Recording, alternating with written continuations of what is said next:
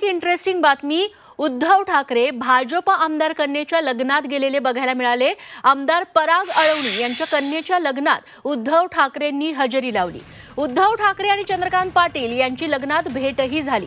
तसंच ठाकरे आणि पाटील यांच्यात गप्पाही रंगल्याचं पाहायला मिळालं।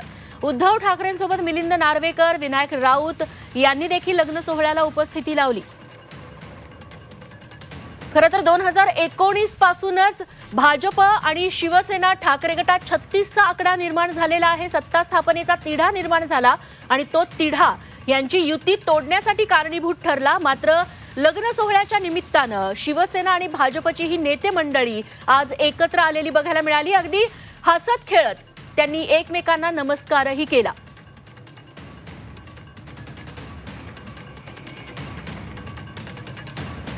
अगदी 2-3 दिवसांपूर्वी जो ठाकरेंचा मेळावा झाला होता तेव्हाही त्यांनी भाजपवरती अगदी जोरदार आसूड ओढलेले होते।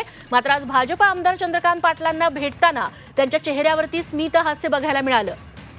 कृष्णात पाटील आमचे प्रतिनिधी याबद्दल आपल्याला अधिक माहिती देतील। कृष्णात, एका लग्नात चंद्रकांत पाटील उद्धव ठाकरे एकत्र बघायला मिळाले। भाजपचे आमदार पराग अळवणी यांच्या मुलीच्या लग्न सोहळ्यानिमित्त ही भेट झालेली पाहायला मिळते।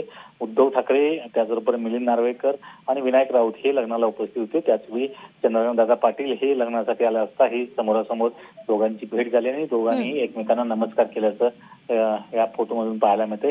दोघांच्या मध्ये काही वेळ चर्चा देखील झाली। साहजिकच आहे, कारण महायुती सरकार युतीमध्ये भाजप आणि शिवसेना युती होती, त्यामुळे दीर्घकाळ हे दोन्ही नेते एकमेकांच्या संपर्कात होते, वारंवार भेटी व्हायच्या।